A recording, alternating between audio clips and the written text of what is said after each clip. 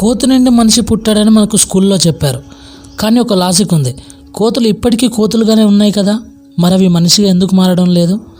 పరిణామ క్రమంలో ఏదో ఒక పెద్ద లింక్ మిస్ అయింది. ఆ గ్యాప్లో ఏం జరిగింది? మనం ఎలా పుట్టాం?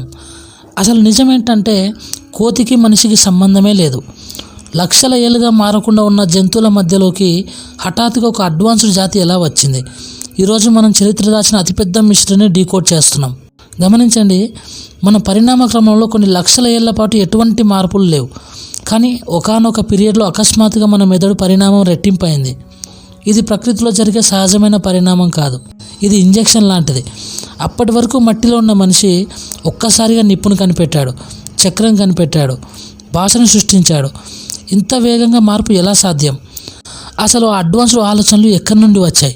ఇక్కడ ఒక షాకింగ్ విషయం ఏంటంటే మన డిఎన్ఏలో 98% భాగం జంక్ అని సైంటిస్టులు ఒప్పుకున్నారు. అది ఏంటో ఎవరికి తెలియదు. కానీ ప్రాచీన సుమేరియన్ రాతల్లో ఒక వింతైన విషయం ఉంది.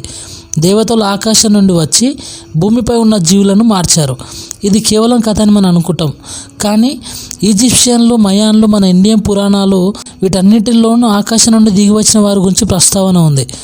ఒకరికొకరు సంబంధం లేని ఈ నాగరికతలన్నీ ఒకే విషయాన్ని ఎందుకు నమ్మాయి?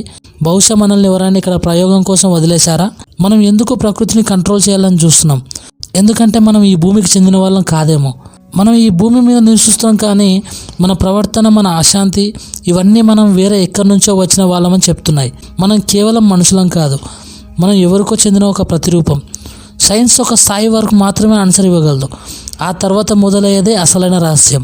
మనం మన మూలాలను వెతుకుతున్నాం, కానీ అవి మన కళ్ళ ముందే ఉన్నాయి, మన డిఎన్ఏలో, మన చరిత్రలో. ఈ వీడియో చూస్తున్నప్పుడు మీకు ఒళ్ళు గగురు పొడిస్తే అది మీలో ఉన్న ఏదో ఒక పాత జ్ఞాపకం నిద్రలేవడం వల్ల కావచ్చు. దీని గురించి మీరేమనుకుంటున్నారు? నువ్వు నిజంగా ఈ భూమికి చెందిన వాడివేనా? కామెంట్లో నీ అభిప్రాయం చెప్పు. ఈ సత్యాన్ని అన్వేషించే మన ప్రయాణంలో జాయిన్ అవ్వడానికి ఇప్పుడే సబ్స్క్రైబ్ చేసుకో. Thank you for watching. జై హింద్.